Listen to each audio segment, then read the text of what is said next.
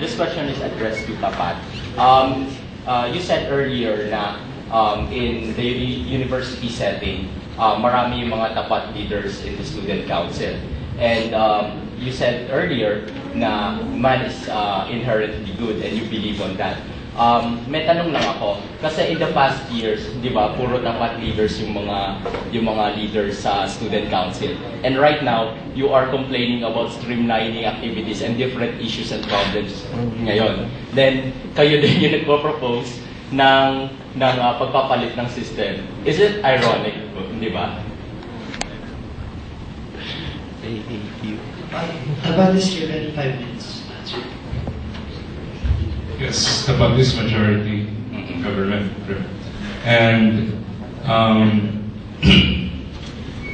the reason why we propose that first better streamlining of activities is because we want to be more efficient to serve people.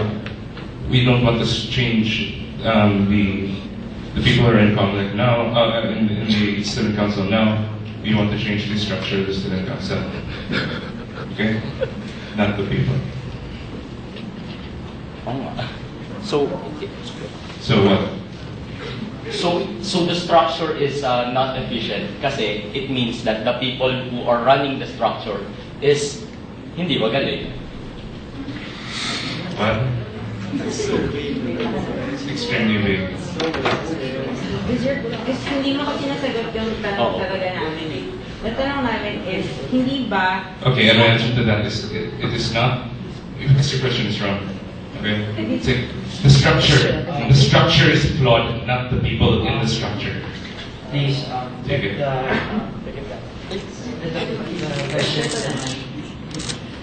Ang tanong namin is yun nga, bakit papapalitan? Hindi ba ang isang structure, pag hindi siya maayos, yung gumagalaw dun sa structure niyo. Di ba nag-programming naman kayo? Ang structure, pag hindi maayos yung nasa loob niya, hindi siya gagana. Magkakaroon siya ng syntax error, some other errors. Di ba? So it's the same application. Are you comparing the student council to a Java program? Kasi hindi mo nga mag-gets yung tanong. It's not Java programming. Gets mo ba? It's that ang inaano namin is, tama, yung foundation, yung structure, kung sino yung nasa loob ng structure, since majority niya kayo, bakit kayo naglalobby ng change? Diba? Naglalobby ng change ang tapat, pero sila yung laging nandun, sila yung laging nakararami.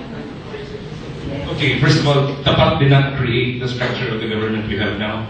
Okay, we were just elected into that structure. Do you get this? Is it your job to make the most out of that?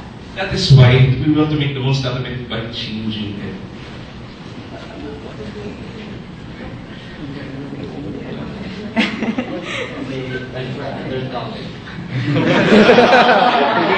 Initan na. Pero sabi nila kasi ako nag-attend. Okay lang yan. Gets. Unpartisan ako Yun yung sa left side. Nakaitim naman ako. Bagay. Any of the candidates have a question for the other party?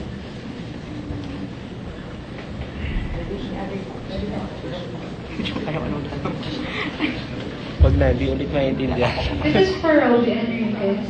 You said kasi na you're not pro the university student government because kailangan mo not entire yung change dun lang sa specific na place. What did you say?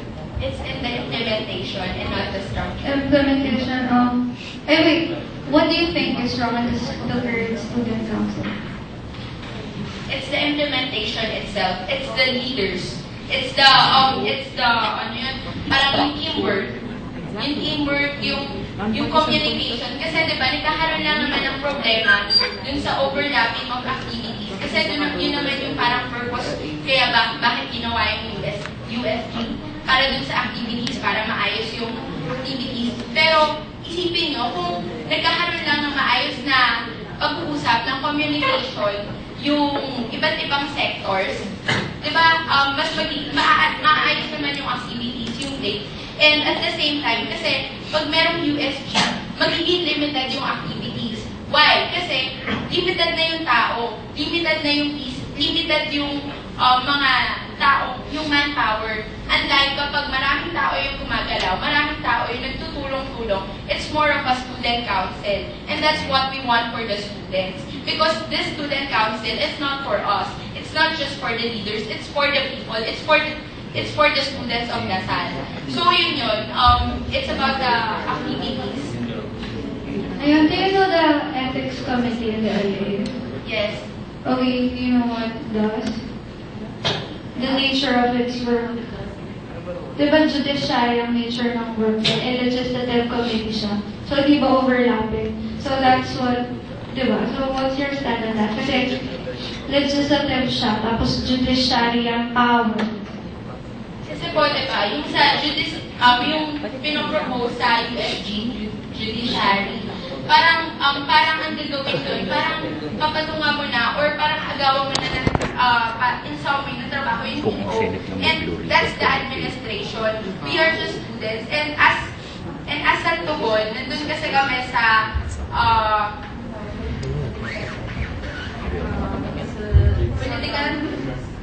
we're not pro-admin or pro-students, pero we're not right or left, we're forward, diba? So we're doing what we think is right. Pero parang we're sort of leaning towards the administration. Kasi the administration is here for the students. And the students may not be really here for what they feel is right, what they want. Pero like it.